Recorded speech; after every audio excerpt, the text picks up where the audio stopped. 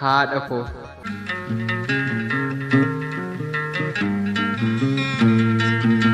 Waan kee osoo hin dubbanne imimmaan na hudha, warqii gatiin qaalii harmee koo siidha. Rakkina keessa teettee kan waa'ee koo dhiphattu, qaamaan halaala teettee kan waa'ee koo cinqamtu, hunduu sinsinniidha homtuu siin hin qixxaatu. Aniyyuu obsa dhabe jaalala keen boo'ee, bara hin du'aan eeggame qalbiin kee raatahee, u'uu jettee iyyitee natti bahaa firaa, osoo ijaan argu mucaa koo dhabutti jira.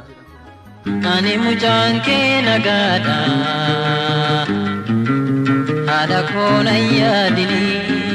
Harmee koo ji'a 9 guutuu garaatti na baattee, ammas naaf cinqamta yoom na jalaa haftee. Rakkoo koo cinqamta bakka kiyya buutee, gara laafettii koo naaf jecha of miite. Deessee guddiftee na dhabde,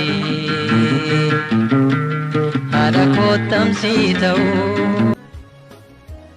Qalbiin kee hoggayyuu ana faana joora, osoo anaaf yaadduu sirraa dhume coraan, gaafan abdii kutu situ abdii natti hora. Harmee koo ati agartuu kooti, agartuu isa keessaa, harmee koo deessee koo haadha galaa dhoksaa. Waa'ee kee dubbachuuf afaan koo dubbiin qabu, oolmaa kee deebisuuf anuu humna hin qabu. Na dhoowweef malee si yaaduun himne ayyoo koo. Gaafan waa'ee kee yaadu imimmaan dhimbiiba, naaf jecha miidhamuun kee na quuqa na guba. Deesseetoo sagalee kee dheebodha, kolfa keen beela'a, gaafan sagalee kee dhaga'u anis nagaa ta'a. Gaafan sagalee kee dhaga'u anis nagaa.